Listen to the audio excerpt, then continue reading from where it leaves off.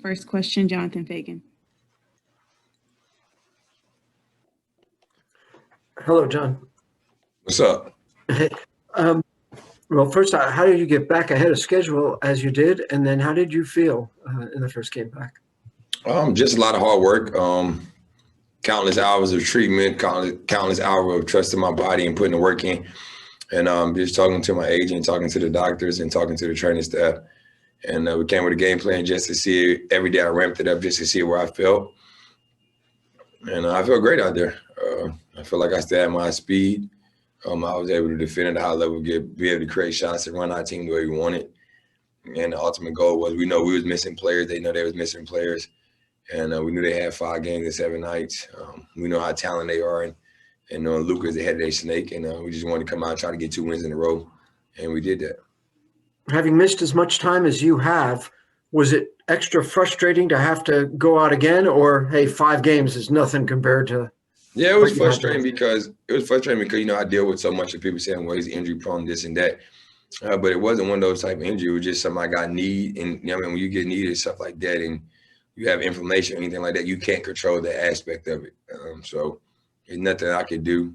You know me, but if there's anything I can play through of soreness, anything I'm playing through it.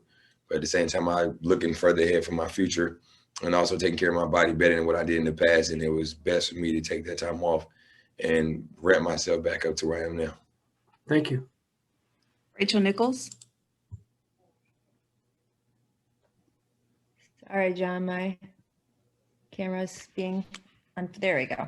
How are you? I'm good. How you doing? Good, thank you. I'm working on a project on Kobe Bryant, and I'm asking guys what they remember from the very first time they played against him. I guess your rookie year or whenever it was. I always tell the story. I got a switch on Kobe.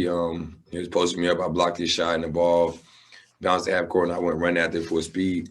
He got the ball back and shot a 3, and he said, "The play continues, young fella." And that was my first moment I really remember, and it was a big moment for me because I could brag to my friends that I blocked Kobe Bryant's shot.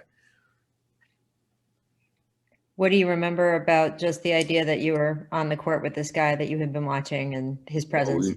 We know how much he meant to the game of basketball, how much he affected people with just his competitive drive, his hungriness of having a mindset of nothing can stop him from being what he wanted to be. He was a Black Mamba. And just what he stood for as a man. He gave everything he had to the game of basketball while he was here on this earth and while he was competing for 20 years. And outside of that, you love how he became a dad. What he was doing with his kids and being there for them and coaching them and still always being a mentor to a lot of people that looked up to him. So everything you can see about that man was what you would want to see in yourself later down the road. And the way he loved his kids and loved his wife and stuff like that is something that I look up to and try to do the same. Thanks, John. Mark Berman. John, along those lines, on Tuesday, it'll be 1 year since Kobe passed away. Your thoughts about when you heard about it, and how does that hit you now that it's been a year later? It was surreal. I didn't believe it when I first seen the news and read about it, and it was tough. And the most important thing is that people still is always going to cherish Kobe and keep his name alive. And we know what he meant to the game of basketball and what he meant outside the game of basketball.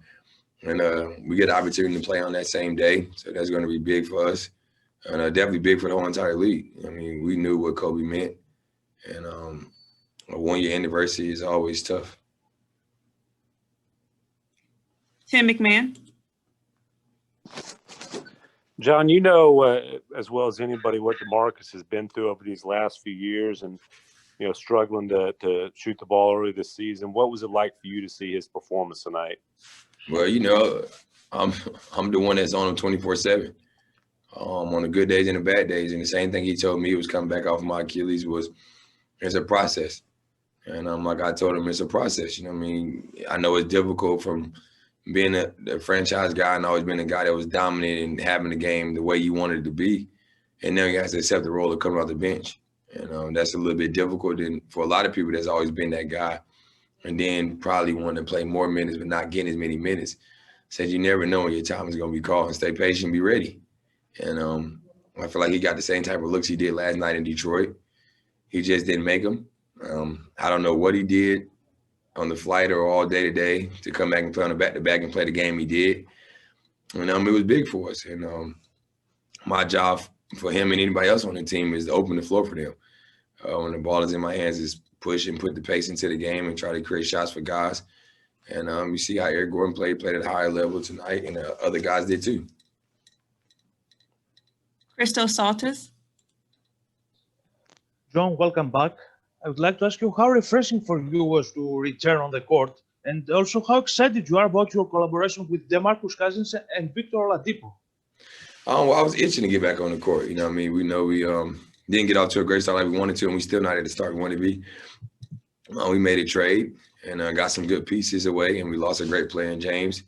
And now this is our team, and this is what we got, and we got to push forward to go on the road and win 2 games without Christian Woods and Vic being there one night and then not being there, and then Daniel House coming back. We feel like we have a great group of guys that's hungry and want to compete at a high level. And everybody's staying ready, man. That's Osman goes. Everybody stay ready, go out there and compete at a high level and do the little things that help us win. And the more and more we get chemistry together and get to hang out with each other off the court and watch film together and talk about defense, we'll be fine. I mean, the offense end, we're going to be able to score at a high level no matter who we play against. It's about when can you get those stops to help the team win. We'll take 2 more. Neil Delau. Hey, John, your next game is going to be back against the Wizards. What's your mentality going into that game, and what are maybe some of the emotions you might have going into that game? I think I got a little bit of emotions. It's going to be great to see some of the guys that I play with. It's going to be a competitive game, you know what I mean? They know how hard I play, how competitive I am, and now I'm on the other end of that of not being in the group with those guys. And the ultimate goal for me is to try to get my team a win. I think it's not too many emotions because I'm not going back to DC. I think that's when it'll be the most emotions, when I have the opportunity to walk back into the Capital One Arena and, see the city and being where I've been in the last 10 years. But it'd definitely be exciting to see those guys and go out there and compete against those guys and how well Brad and the other guys are playing so far. And last question, Brian Bearfield. John, I know it was tough for you to be on the sideline when you were injured watching your guys play, but how impressed were you with their hustle and their never giving up attitude that they had throughout the games that you weren't there? That's what I love about the group. You know what I mean? The grit and grind of those guys. We got a great competitive group that competes against each other whenever we have the opportunity to practice.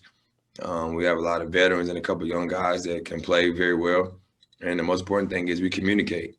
And I think when all of us get here as one, we get the opportunity to communicate better, but we got firepower at all levels. It's about putting it together, trusting each other, trusting in Coach Silas and the great coaching staff that he has. It's the first year for him. It's the first year for a lot of us guys with a new group and new coaching staff. And trust me, we didn't get out the way we wanted to, but we dealt with injuries. We dealt with COVID protocol that, that's going to be going on throughout the whole season. And that's the adversity of saying the next man is up and what can you do and be prepared to stay ready. And I think we have a group of guys for that. So it should be a fun season. Thank you, John. Thank you. Thank you.